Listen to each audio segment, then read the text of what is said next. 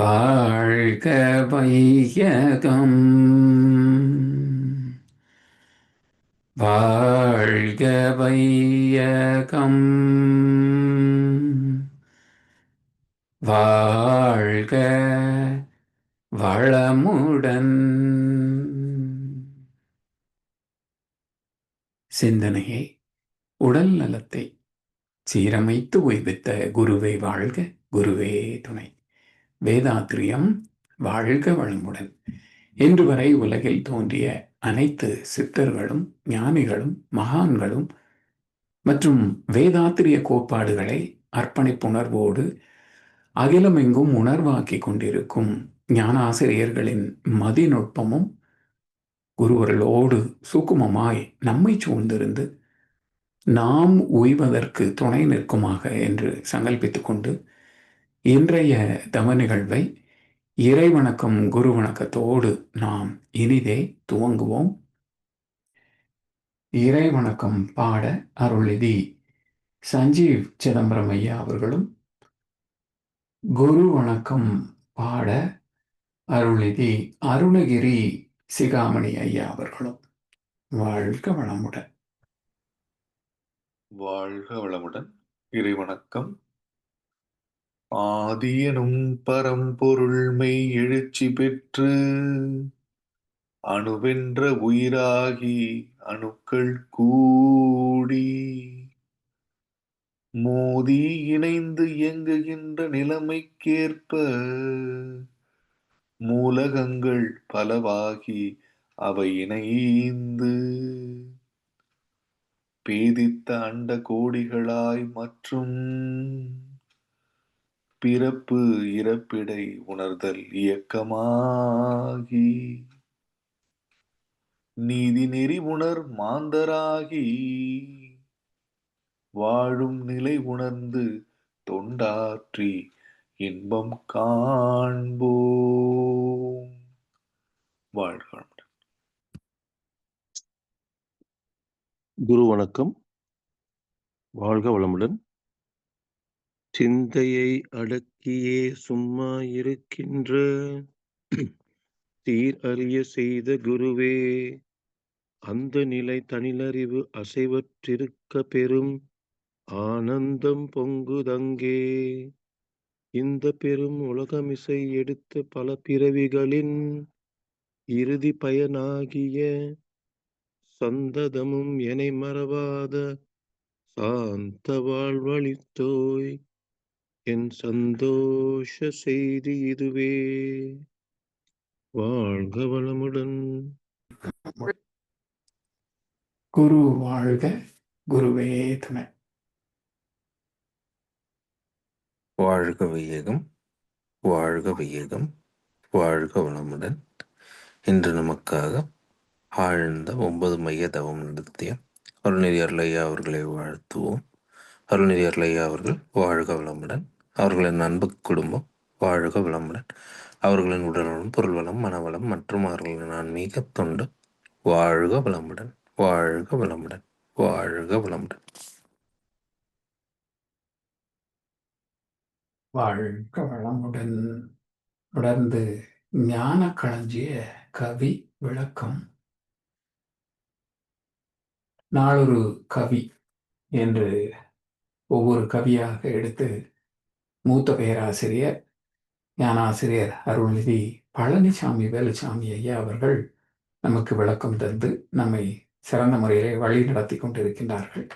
அந்த வகையிலே இன்று இந்த 9 இரவுகளிலே 2வது நாள் கவி அருட்கல்வி என்ற தலைப்பிலே மகான் அவர்கள் வழங்கியுள்ள கவிக்கு விளக்கம் வழங்கிட ஐயா அவர்களை அன்போடு அழைத்தமைவோம். வாழ்க வளமுடன் ஐயா.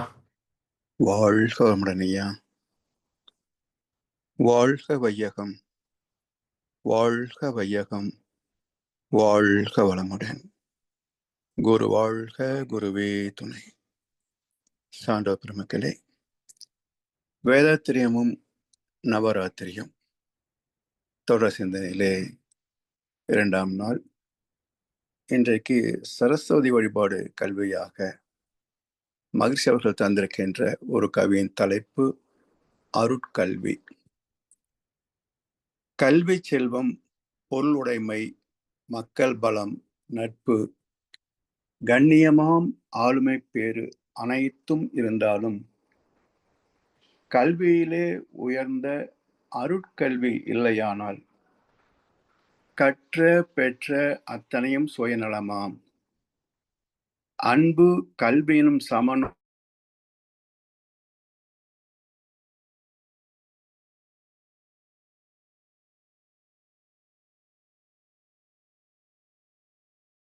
நீதி கடமையை மறைந்து நிற்கும் தன்முனைப்பே ஓங்கும்.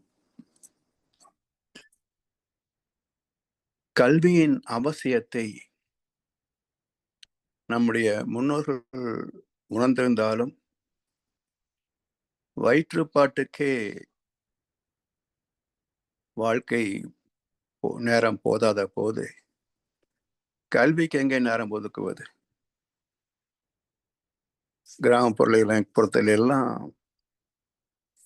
பள்ளிக்கு வருவதற்கே வாய்ப்பு இல்லை என்பதனால் தானே கர்ம வீரர் காமராஜர் ஐயா அவர்கள் மதிய உணவு திட்டத்தை கொண்டு வந்தார். ஆனாலும் இந்த கல்வியின் குறைபாடு என்ன என்றால், குருகுல கல்வியில் இருந்த ஒரு நிறைவு இந்த அட்டை கல்வியில் இல்லை என்பதை விவேகானந்தரே அந்த காலத்தில் அறிவித்து விட்டார். கடந்த 50 ஆண்டுகளாக உங்கள் பள்ளிகள் கல்லூரிகள் வழங்கிய அட்டை கல்வியால் மக்கள் பண்பாட்டில் எந்த மாற்றம் நிகழவில்லை என்ற கருத்தை அவர் அன்றைக்கே சொன்னார். இன்று வரைக்கும் அதற்கான ஒரு சிந்தனையை யாரும் மேற்கொண்டதாக இல்லை. விளைவு என்ன? தொழில் அறிவிலே வாழ்க்கை வசதிகளை பெருக்கிக் கொள்கின்ற அறிவிலே மிக உச்சத்தை தொட்டிருந்தாலும் பண்பாட்டு கல்வியிலே, மெய்ஞான கல்வியிலே, ஒழுக்கத்திலே மிகவும் பின்தங்கியே இருக்கின்றோம் என்பது ஒரு கசப்பான உண்மை. இதன் விளைவு என்ன என்றால், இதெல்லாம் சமுதாயத்தில் இருந்தது தொலைந்து போனது என்பதை மகிழ்ச்சி அவர்கள் இந்த கவிதையில காட்டுகிறார்கள். அன்பு கல்வியினும் சம நோக்கு, நேர் நிறை உணர்வு, பிறர் பொருள் சுரண்டாமை, கனிவு, அன்பு, நீதி, கடமை இவையெல்லாம் மறைந்து போகும். தன்முனைப்பே ஓங்கி நிற்கும். தன்முனைப்பு இல்லாத ஒரு மனிதனை பார்க்க முடியுதா பாருங்க. அறிவில்லாதவனிடத்திலே கூட தன்முனைப்பு உண்டு. அது இயற்கையின் பரிணாமத்தின் அடிப்படை கோட்பாடு. தன்முனைப்பு என்பது என்ன? நான் தான் எல்லாரையும் விட நான் நல்லவன், எனக்கு நானே நல்லவன் என்று தனக்குத்தானே பட்டயம் சூட்டிக் கொள்கின்ற ஒரு மாயை தானே ஆணவம். இது இறைவனிடத்திலே இருந்து வந்ததுனால இறை அறிவு தன்னை விட உயர்ந்தது இல்லை என்ற தன்மையில் இருப்பதை மறுக்க முடியாது. உண்மையும் அதுதான். இறை அறிவை விட வேற என்ன உயர்ந்த அறிவுங்க இருக்குங்க? ஆனால் இது எப்போ தன்முனைப்பாக மாறுகிறது என்றால், தன்னை போல பிறர் என்னும் தன்மை குறைகின்ற போது அல்லது இல்லாத போதுதான் நான் மட்டுமே உயர்ந்தவன் என்ற எண்ணம் தலைதூக்கி நிற்கும். அறிந்த நிலை என்ன? நம்மை போலவே எல்லோருக்கும் எல்லாமே உண்டு. எல்லாரும் ஒரே மூலத்திலிருந்து வந்தவங்க தானே. நான் மட்டுமா உயர்ந்தவன்? எல்லோருமே உயர்ந்தவர்கள் தான் என்கின்ற போது சம நோக்கு வந்துவிடும். இங்க தன்முனைப்பு இருக்காது. அது நேர் நிறை உணர்வு. நேர் நிறை உணர்வு என்றால் no superiority or inferiority complex. சமமாக ஏற்றுக்கொள்ளக்கூடிய பக்குவம். சம ஆதனம். அதான் சனாதனம். அந்த சம ஆதனம் வந்து விட்டால் இறை நீதி மதித்து வாழ்கின்ற பக்குவம் வந்துவிடும். அதான் சன ஆதன தர்மம், சனாதன தர்மம் சொல்லுவாங்க. எனவே இந்த கல்வியோடு தொலைந்து போன இரண்டையும் இணைக்க வேண்டும். என்ன என்றால் இறைவனை பற்றிய உணர்வு, அதை மதித்து வாழ்கின்ற ஒழுக்கம், ரெண்டு சேரணும். ஸோ எழுத்தறிவு, தொழில் அறிவு, இயற்கை தத்துவ அறிவு, ஒழுக்க பழக்கங்கள், இந்த 4ம் இருந்த அற்புதமான கல்வி முறைதான் குருகுல கல்வி. அதை இந்த மெக்கேலவே சொன்னாரு, இந்த கல்வி இருக்கின்ற வரைக்கும் இந்தியாவை அடிமைப்படுத்த முடியாது. ஏனென்றால் இங்கே வாழ்க்கையே புரிந்து போகுது. அப்போ எதற்கும் மயங்காத ஒரு பக்குவம் இருக்கின்ற போது எதை சொல்லி ஏமாற்றி அடிமைப்படுத்த முடியும்? அதனால் இந்தியாவை அடிமைப்படுத்த வேண்டும் என்று சொன்னால் முதலில் நாம் செய்ய வேண்டியது இந்த குருகுல கல்வியை ஒழித்து அட்டை கல்வியை அறிமுகப்படுத்துவது என்று அந்த மெக்கலே விதைத்த ஒரு விஷ விதை. இன்று வரைக்கும் அடையாளம் காண முடியாதபடிக்கு அது மறைந்து நிற்கிறது. ஸோ இன்றைக்கும் சமுதாயத்திலே திறமைக்கோ அறிவுக்கோ பஞ்சம் இல்லை. ஆனால் ஒழுக்கத்தையும் நேர்மையும் தான் தேட வேண்டியிருக்கிறது. இது இருந்துவிட்டால் வாழ்க்கை எப்படி இருக்கும் என்றால், கல்வி செல்வம், பொருள் உடைமை, மக்கள் பலம், நட்பு, கண்ணியமாம் ஆளுமை பேறு அனைத்தும் கிடைக்கும்.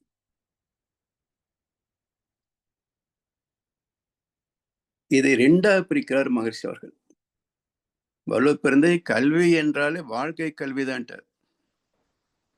மகரிஷி அவர்கள் 2ஆக பிரித்து பொருள் கல்வி, அருள் கல்வி என்று 2ஆக பிரிக்கிறார். இப்போ நாம உலகத்தில் இருப்பது எல்லாமே பொருள் கல்வி, டெக்னாலஜி. ஸோ எதை எப்படி உற்பத்தி செய்வது, கையாள்வது என்ற இண்டஸ்ட்ரீஸ் அண்ட் காமர்ஸ், இவற்றை சார்ந்த கல்விதான் இருக்கிறதே தவிர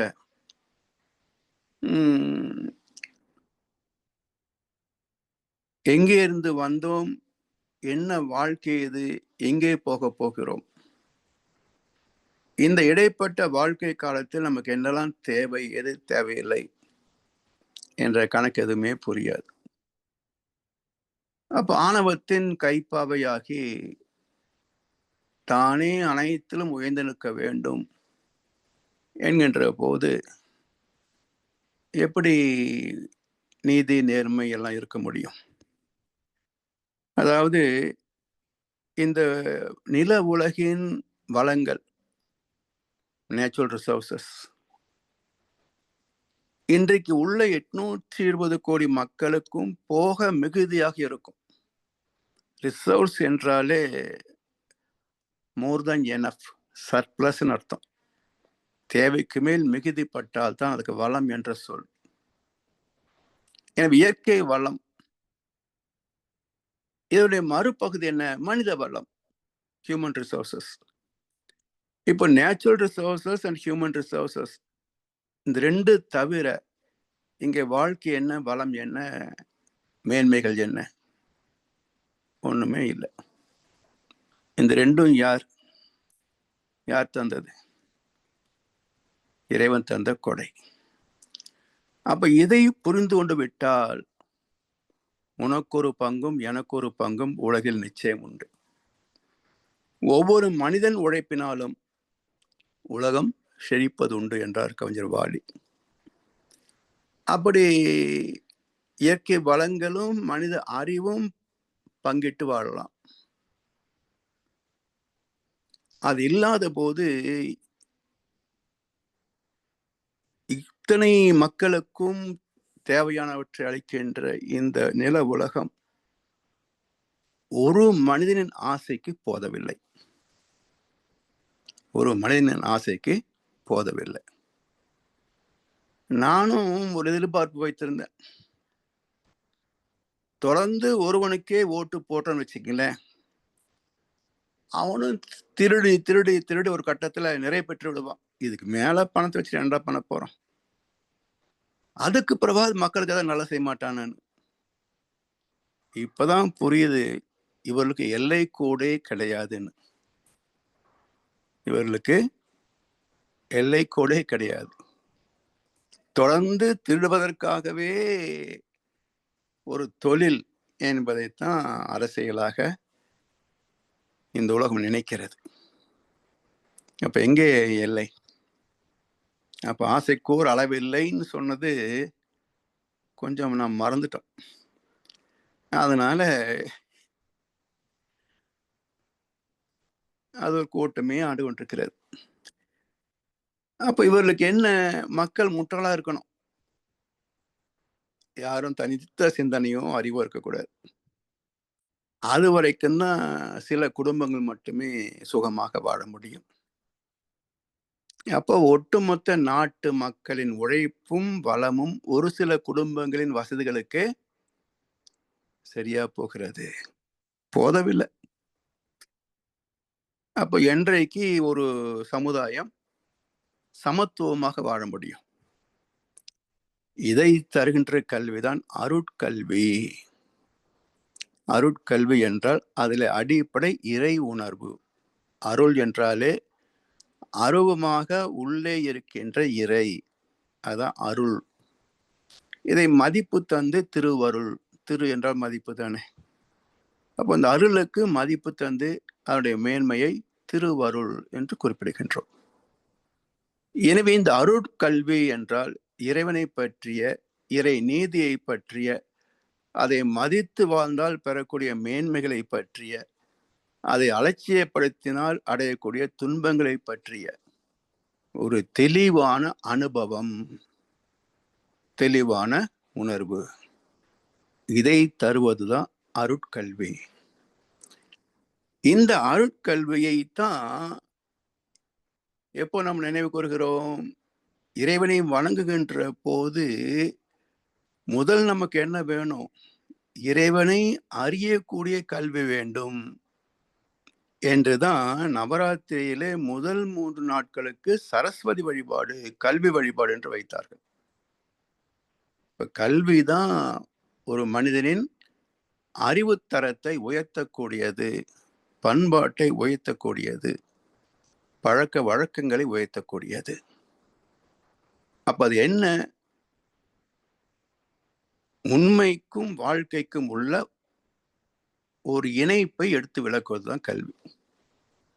அதான் உயர்கல்வி, அருட்கல்வி என்று மகிழ்ச்சி சொல்றாங்க.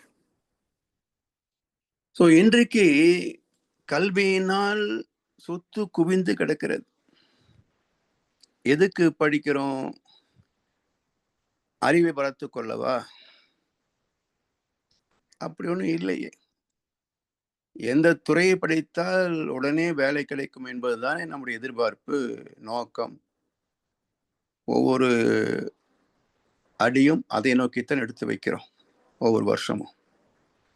அப்போ நம்முடைய கல்வி என்பதே அடுத்தவனுக்கு உழைப்பதற்கு நம்மை தயார்படுத்தி கொள்ளக்கூடிய ஒரு அடிமை கல்வி. நம்முடைய கல்வி முறையே என்ன சொல்லுவாங்க? படிச்சு வேலைக்கு போய். வேலை கொடுக்கிறவன் யாரு?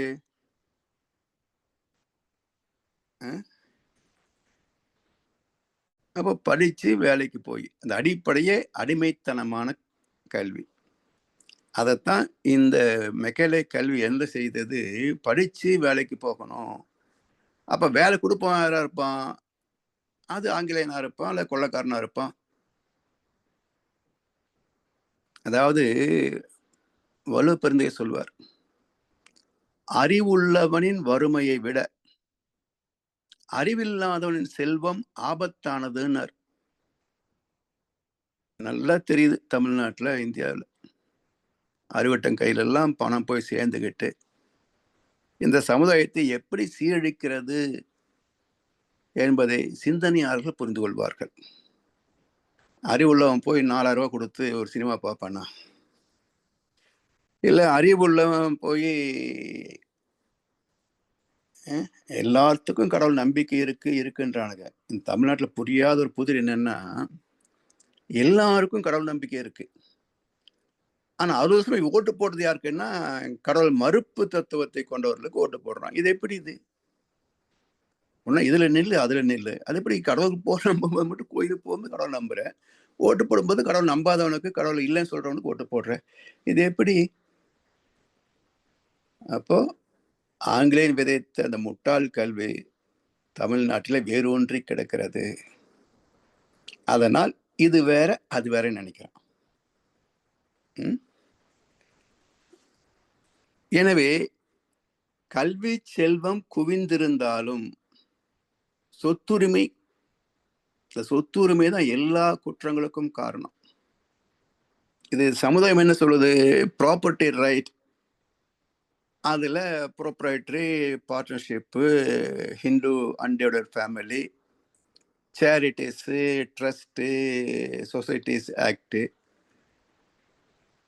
3 முக்கியமான சட்டங்கள், நீக்கப்பட வேண்டிய சட்டங்கள் உண்டு. அதை செய்ய மாட்டாங்க. Companies act, public companies act, private companies act, Hindu undivided family act, இந்த 3 ஒழித்து விட்டால் இந்தியாவில் யாரும் சொத்து சேர்க்க முடியாது. எந்த அரசியல்வாதியும் சொத்து சேர்க்க முடியாது, சேர்த்த தப்பிக்க முடியாது. இவர்கள் அடைக்கலமே இந்த 3 சட்டங்கள் தான். நீக்குவார்களா? மாட்டாங்க. கூட்டுக்களவணிக்கு தானே, மாட்டாங்க. அடுத்து மக்கள் பலம். நல்லவன் பக்கம் நின்னா பரவாயில்ல, மக்கள் பலம்னு பெருமைப்பட்டிக்கலாம். திருடன் பக்கம் நின்னா எப்படி மக்கள் பலம்னு சொல்றது? மக்கள் பலவீனம் தான். பிறகு நட்பு. நட்பு எப்படி இருக்கணும்ன்ற இலக்கணம் வச்சு பார்த்தோம்னா இன்றைக்கு நட்புன்னு சொல்வதற்கே இல்லை. வள்ளுவர் காட்டுகின்ற இலக்கணம் வேற. ஆனா இன்னைக்கு ஏதோ என்ன சொல்வது, ஒருத்தருக்கு ஒருத்தர் ஒத்து உதவி வாழக்கூடிய ஒரு நட்பு. ஒன் சைடா இருக்காது, 2 பக்கம் இருந்தா தான் நிற்கும். அப்படி ஒரு நிலை. கண்ணியம். முதல்ல கடமை கண்ணியம் கட்டுப்பாடு சொல்லி தெரிஞ்சாங்க கொஞ்ச நாள். இப்ப அந்த வார்த்தையை பயன்படுத்துறது இல்லை. எல்லாரும் தெரிஞ்சு போச்சு இல்ல இல்லைன்னு. ஆளுமை பேர், இது இருக்குதா இல்லையான்னு தெரியல. ஏன்னா ஆளுமை என்றால் என்ன என்று மக்களுக்கும் தெரியல. ஆளுமை ஆள்வது எப்படின்னு அவங்களுக்கும் தெரியல. அப்ப ஆளுமை என்பது சொல்லளவில் இருக்கிறதே தவிர, அரசியல் சாசனத்தில் இருக்கிறதே தவிர பயன்பாட்டில் அது இல்லை. சரி, இதெல்லாம் இருந்தாலும் கூட சிக்கல் என்றாரு மகர்ஷி. அனைத்தும் கல்வியிலே இருந்தாலும் அருட்கல்வி இல்லையானால் கற்ற பெற்ற அத்தனையும் சுயநலமாம். 2 வார்த்தை. கற்ற பெற்ற அனைத்தும் சுயநலமாம். கற்றது என்ன, பெற்றது என்ன? அதாவது தன்மை பிளஸ் தகுதி ஈக்குவல் டு திறமை. தன்மை பிளஸ் தகுதி ஈக்குவல் டு திறமை. தன்மை என்பது இன்ஹரண்ட் கெப்பாசிட்டி. திறமை என்பது borrowed knowledge. தகுதி என்பது borrowed knowledge. கல்வி, பள்ளி, கல்லூரியிலிருந்து பெற்றுக்கொள்கின்ற கற்றுக்கொள்கின்ற விஷயங்கள், அது தகுதி.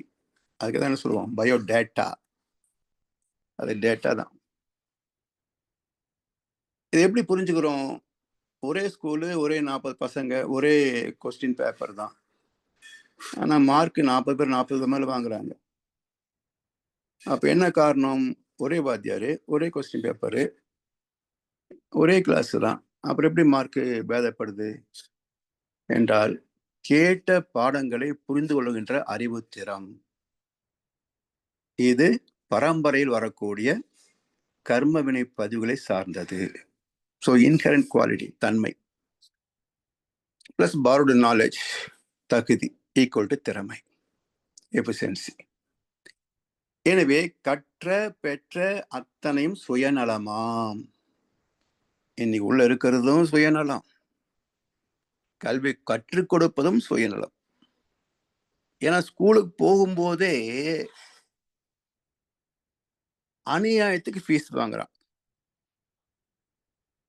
ஒரு பள்ளி மட்டை சாலை போட்டு ஆரம்பிக்கிறான், அடுத்த வருஷம் ஒரு பெரிய பிளாக் கட்டிடுறான், அடுத்த வருஷம் இப்படி ஒரு 10 வருஷத்துக்குள்ள அது மிக பெரும் அளவுக்கு விரிந்து போகிறது.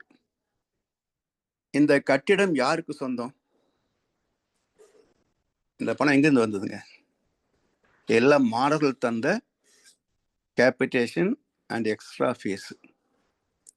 ஆனா யாருக்கு உரிமை? அந்த ட்ரஸ்ட்டுக்கு உரிமை. ட்ரஸ்ட்டுக்கு யார் சொந்தம்? இந்த குடும்பம் சொந்தம். அப்ப இந்த சொத்து போற யாருக்கு சொந்தம்? அப்ப இது ஒரு கௌரவ பிச்சை. ஒரு நிறுவனத்தை துவங்கிவிட்டு மக்கள் பணத்தை திருடியே கொள்ளடிக்கின்ற சட்டப்பூர்வமான கொள்ளை. இதுக்கு பேர் தான் ட்ரஸ்ட், இதுக்கு பேர் தான் கம்பெனிஸ் ஆக்ட். இதுல மிக ஆபத்தானது பிரைவேட் கம்பெனிஸ், மிக ஆபத்தானது பிரைவேட் கம்பெனிஸ். இப்படி கற்ற பெற்ற அத்தனையும் சுயநலமாம். சமுதாயம் கற்றுக் கொடுப்பதே சுயநலத்தை தான் கற்றுத்தருகிறது. அப்போ உள்ள இருக்கிறதும் சுயநலம், கற்றதும் சுயநலம். மொத்தமா ஒவ்வொரு மனிதனும் தன்னலமே பொது நலமாக நினைக்காதபடிக்கு சுயநலத்தை மட்டுமே மையக்கூடாக கொண்டு வாழ்க்கையின் முழுமை வரைக்கும் அதையே பற்றி நிற்கின்ற பேருக்குத்தான் மக்களுக்காக செருப்பா உழைக்கிறேன், கட்டுமரமா மிதக்கிறேன் பாருங்க. 60 வருஷமா இவன் தன குடும்பத்துக்காக வாழ்ந்ததை தவிர மக்களுக்காக வாழ்ந்தது ஒன்றும் கிடையாது. அப்ப என்னாச்சுங்க? அனைத்தும் சுயநலமாம். நேர்நிலை உணர்வு கருத்து நிலை உருவாக எண்ணத்துல கூட சமநோக்கு வராது. நினைப்பு கூட சொல்லுவாங்களே, மழைக்கு கூட ஸ்கூல் பக்கம் ஒதுங்க மாட்டோம் சொல்லுவாங்கல்ல, அது மாதிரி எல்லோரும் சமமாக நினைக்கின்ற நினைப்பு கூட வராதுன்றார் மகன். பிறர் பொருள் சுரண்ட கல்வியெல்லாம் பயனாகும். இப்ப நாளைக்கு எதுக்கு யூஸ் ஆகுதுங்க? நேற்றுக்கே சொன்ன நினைக்கிறேன், இந்த வீடியோ கேம்ஸ். இதனால் எத்தனை மாணவர்களுடைய எதிர்காலம் பாதிக்கப்படுகிறது, எத்தனை குடும்பங்களில் நிம்மதி பாதிக்கப்படுகிறது, இந்த சமுதாயத்தின் வளர்ச்சி எந்த அளவில் பாதிக்கப்படுகிறது. இவ்வளவையும் கெடுக்கக்கூடிய ஒரு விஷ விளையாட்டு இந்த வீடியோ கேம். அதை கண்டுபிடித்தது அறிவு தானே. அப்ப என்னாச்சு? இந்த கல்வியெல்லாம் பிறர் பொருள் சுரண்டுவதற்குத்தான் பயனாகிறது. கனிவு, அன்பு, நீதி, கடமை, இதெல்லாம் எதுக்குன்னு கேட்பாங்க. இப்போ யார்கிட்டாவது பேசுங்களேன், எதுக்கு இதெல்லாம், என்ன ஆகும் இதெல்லாம் வச்சுக்கிட்டா? ஓ அப்படியா, அது பிழைக்க முடியாதப்போ தேவையில்லை. எதுக்கு? எப்பவுமே நீயே நம்பர் 1 இருக்கணும், அடுத்தவனை வர விடக்கூடாது. அடுத்த மத்தியில் 1 நினைச்சா அது காம்படிஷன். என்ன தவிர எவனும் மேல வரக்கூடாதுன்னு நினைச்சா அதுக்கு என்ன பேரு? இதுதான் ஸ்கூல்லையும் நடக்கும், மற்ற இடத்துலையும் நடக்கும். எனவே இதெல்லாம் சுயநலம் மட்டுமே மையமாகும். எனவே இது ஒரு விஷ விருட்சை. இதை தவிர்த்து நல்ல ஒரு கனி மரமாக, ஊருக்கு மத்தியில் ஒரு கனி மரம் இருந்தால் எப்படி அத்தனை பேருக்கும் உணவாக மாறுமோ அது போல நல்லவர் கையில் செல்வம் இருந்தால் அது ஏழைக்கெல்லாம் சுபதினமாக இருக்கும், நன்மையாக இருக்கும். அதுபோல பொதுநலம் பார்க்கின்ற மக்கள் எண்ணிக்கை பெருக வேண்டும். அப்படிப்பட்ட பொதுநலத்தை உருவாக்கக்கூடிய ஒரு கல்விதான் அருட்கல்வி. அதை பெற வேண்டும் என்று நினைப்படுத்துவதுதான் சரஸ்வதி பூஜை. அது பூஜை மட்டும்தான் நடக்குது, ஆனா நுட்பம், தத்துவம் எடுத்து சொல்வாரும் இல்லை, கேட்டுக்கொள்வாரும் இல்லை. விதிவிலக்கு நாம பயன்பெறுவோம் என்று சொல்லி வாய்ப்பளித்த செவி மடுத்த அனைவருக்கும் நன்றி பாராட்டி இன்றைய உரையை நிறைவு செய்கின்றோம். வாழ்வளமுடன், வாழ்வளமுடன், வாழ்க வையகம். வாழ்க வளமுடன் ஐயா. வாழ்வளமுடன் ஐயா. இதில் எனக்கென்ன லாபம் அல்லது உங்களுக்கு என்ன லாபம் இருக்கிறது? இப்படி கேட்பவர்களை பார்க்கும் பொழுது நகைக்கத்தான் தோணுகிறது ஐயா. அது நானும் இதை அனுபவிச்சிருக்கிறேன். இதுல உங்களுக்கு என்ன லாபம்? நீங்க இதெல்லாம் சொல்லிக் கொடுக்குறீங்களே, அதுவும் இலவசமா சொல்லிக் கொடுக்குறீங்களே, இதெல்லாம் நீங்க செய்றீங்களே, உங்க நேரத்தை இதுல போடுறீங்களே, இதுல உங்களுக்கு என்ன லாபம்? இப்படியே மூஞ்சிக்கு நேரம் கேட்டிருக்காங்க ஐயா. அந்த மாதிரி ஆட்களை நம்ம என்ன பண்ண முடியும்? ஒன்றும் பண்ண முடியாது. எங்க ஆபீஸ்ல இதே கமெண்ட் வந்தது. நான் சொன்னேன், நான் போய் ஏதாவது பணம் வாங்கி ப்ரூவ் பண்ணிட்டேன்னா நான் வந்து இந்த வேலையை விட்டு போயிடுறேன் அப்படின்னு. நான் சனிக்கிழமை கிளாஸுக்கு போறேன், அங்கே நான் பணம் வாங்கினா எங்கேயாவது நீ ப்ரூவ் பண்ணு, வேலையை விட்டுறேன் அப்படி. ஸோ அது வரும் கமெண்ட்ஸ். ஏன்னா ஒன்றை எதிர்பார்த்து தான் வாழ்க்கை என்பது இங்கே பரவலா போச்சுங்க. இல்ல விதிவிலக்கா பைத்தியக்காரங்க மாதிரி நம்ம உலகம் பைத்தியக்காரங்க. அவன் சந்தேகத்தான் படுவான். அவன் தப்பு அவன் மேல இல்ல, சமுதாயத்துடைய வளர்ப்பு, சமுதாயத்தினுடைய பதிவு. சிறப்புங்க. தொடர்ந்து நம்மை சிறப்பாக வழி நடத்தி கொண்டிருக்கும் மூத்த பேராசிரியர் ஞானாசிரியர் அருள்நிதி பழனிசாமி வேலுசாமி ஐயா அவர்களும் அவரது அன்பு குடும்பத்தினரும் அருட்பேராற்றல் கருணையினால் உடல் நலம், நீளாயுள், நிறை செல்வம், உயர் புகழ், மெய்ஞானம் ஓங்கி வாழ்க வளமுடன், வாழ்க வளமுடன், வாழ்க வளமுடன். பாடல்கள் பாடி நிறைவு செய்யும் தருணம். வேதாத்திரிய பாடல் பாட அருள்நிதி ராதா ரவிச்சந்திரன் அம்மா அவர்களும், பிரம்மஞான கவி பாட அருள்நிதி முத்துச்சுடர்கொடி வெங்கடேஸ்வரன் அம்மா அவர்களும், உலக நல வாழ்த்து பாட அருள்நிதி ஸ்ரீராம் ஜேபி ஐயா அவர்களும். வாழ்க வளமுடன். வாழ்த்து வளமுடன். வேதாத்திரிய பாடல். போரில்லா நல்லுலகும் பொருள் துறையில் சமநீதி, நேர்மையான நீதிமுறை, நிலவுலகு போராட்சி, சீர் செய்த பண்பாடு, சிந்தனையர் வழிவாழ்வு, சிறப்புணர்ந்த பெண்மதிக்கு தூரநீதி வழிவாழ்தல், தேர்திருவிழா தவிர்த்தல், சிறுவர்கட்கை விளையாட்டு, செயல் விளைவு உணர்கல்வி, சீர்காந்த நிலை விளக்கம், பார் முழுதும் உணவு நீர் பொதுவாக்கல், பல மதங்கள் பல கடவுள் பழக்கம் ஒழித்து உண்மை ஒன்றை தேர்ந்திடுதல். வாழ்க வளமுடன்.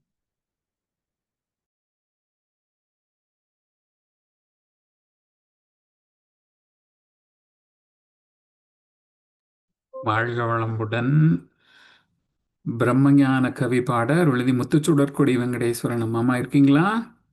சரி, அப்போ இல்லைன்னா பிரம்மஞான கவி பாட அருள்நிதி ஹேமமாலினி அம்மா அவர்களை அழைத்தமைப்போம். வாழ்க வளமுடன். வாழ்க வையகம், வாழ்க வையகம், வாழ்க வளமுடன். குரு வாழ்க, குருவை. இருள் வெளியே தன்னிருக்க சூழ்ந்தழுத்தும் ஆற்றல், இதன் திணிவு விழ சுழலும் நொன்றின் நாம், நிறைவெளியில் விண் சுழல நெருக்குகின்ற உரசல், நிழல் வெளியில் எழுப்புகின்ற நேரலைகள் காந்தமாம், மறைபொருளாம் காந்தம் தன் மாத்திரைகள் ஐவகை, மலைக்காதிர்வின் கூட்டம் மாபூதம் ஐந்துமாம், முறையாய காந்த அலை மனமாம், உயிர் உடல்களில் மதி உயர்ந்து உண்மை பெற மா பிரம்ம ஞானமாம், மா பிரம்ம ஞானமாம், மா பிரம்ம ஞானமாம். வாழ்க வளமுடன் ஐயா. வாழ்க வளமுடன். உலக நல வாழ்த்து.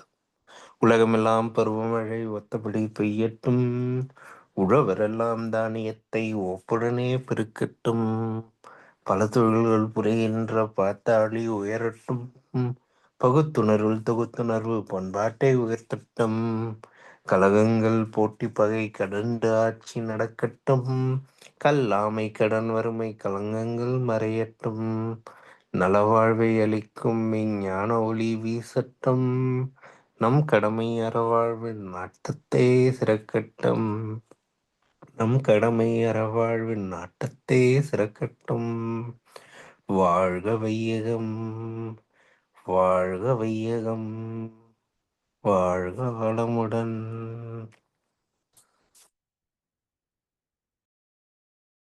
வாழ்க வளமுடன். இன்றைய தவத்தில் கலந்து கொண்ட அன்பர்கள், தவத்தை வழி நடத்தியோர், நச்சிந்தனை வழங்கியோர், பாடல்கள் பாடியோர் அனைவரும் வாழ்க வளமுடன். அவர்களின் அன்பு குடும்பம், அவர்களின் உடல் நலம், மனவளம், பொருள் வளம், அருள் தொண்டு, ஆன்மீக தொண்டு வாழ்க வளமுடன், வாழ்க வளமுடன், வாழ்க வளமுடன். இத்துடன் இன்றைய காலை தவம் நிகழ்வு மகிழ்வோடும் இதே நிறைவு பெறுகின்றது.